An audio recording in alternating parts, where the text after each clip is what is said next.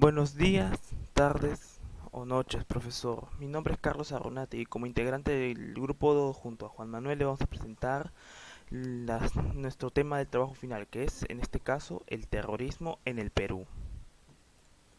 Bueno, el terrorismo en el caso del Perú fue una época oscura para nuestros ancestros porque nosotros dos no hemos vivido de primera mano el terrorismo. En esta época se caracteriza por que se derramó mucha sangre en nombre de la revolución, de una revolución. Una revolución que se puede ver muchas polaridades porque tenemos dos grupos en este caso, el Sendero Luminoso y el MRTA, uno más sanguinario que el otro obviamente. El primer grupo donde nos vamos a enfocar es el más sanguinario y el que más temido es el Sendero Luminoso. El Sendero Luminoso creía que se debía reconstruir el país desde cero. Se debía impartir un nuevo orden destruyendo el actual. ¿Y cómo se destruye el actual? Derribando al gobierno desde cero. O sea, y haciendo atentados, buscando destruir el orden y tomando el poder para seguir destruyendo y poder reconstruir. Su líder, el psicópata desquiciado Abimael Guzmán, creía en el movimiento maoísta. Eh, el movimiento maoísta se decía que el campesino debía tomar la ciudad, que debía haber una movilización a gran escala para tomar la ciudad y tomar el poder. Además, él en su alocada mente se percibía la cuarta cabeza del movimiento comunista, como lo fue Marx, Mao, Lenin, etcétera. Y otro que no menos importante fue el Movimiento Revolucionario Tupac Amaru, o por sus siglas MRTA. El MRTA es una agrupación terrorista con una ideología soviética que buscaba recalcar el triunfo, entre comillas, de Cuba, que respetaban en especial las leyes de la guerra. Su líder, el ya conocido, creo yo, Víctor Polay Campos, determinó que se debía pelear sin meter civiles de por medio, sin buscar atentados que perjudiquen a otros, solo es ir uno a uno, o sea, el Estado contra ellos, y etcétera. Bueno, y lo que causó esto fue mucho miedo en su tiempo, fue bastante perjudicial y la consecuencia actual es que hasta ahorita se teme bastante y cada vez que se escucha un discurso de estos índoles se asusta bastante la población y empieza a decir no, ya no más. Además, causó que hubo toda una reestructuración, una pelea, una guerra, mejor dicho, porque fue una guerra contra ellos en su tiempo, y donde se crearon nuevas intendencias dedicadas especialmente para destruirlos de toda manera.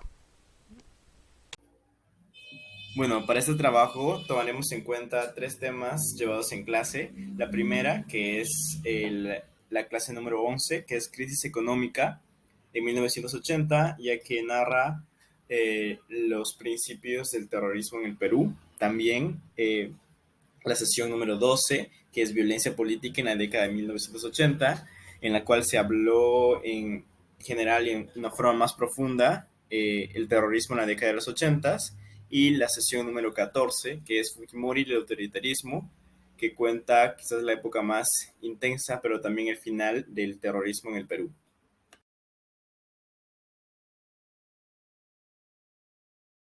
Mi nombre es Whitmer Pinchichota, tengo 61 años. ¿Cómo afectó tu vida el terrorismo? El terrorismo afectó mi vida psicológico, económico y la amenaza de salir de mi pueblo. De esa manera he emigrado. Yo trabajaba al centro poblado menor de Mixquiaco, en el centro de salud. Entonces he sido amenazado de muerte. Han entrado dos veces el día 20, el día 28 de octubre del año 1989. Entraron para matarme. Pero como Dios es tan grande, poderoso, no me han podido matar. ¿Cuál crees que fue la causa del terrorismo?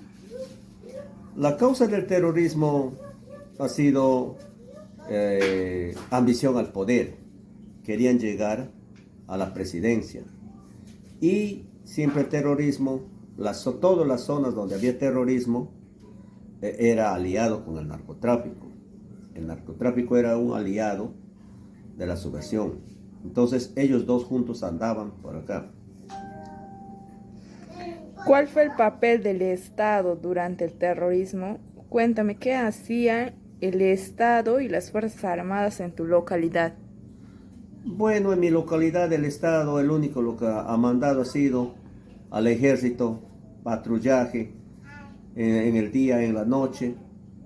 Pero, a pesar de eso, los terroristas entraban al pueblo, salían ellos y entraba el ejército. O sea, se miraban de qué hora sale, qué hora entra, y así tenían al pueblo.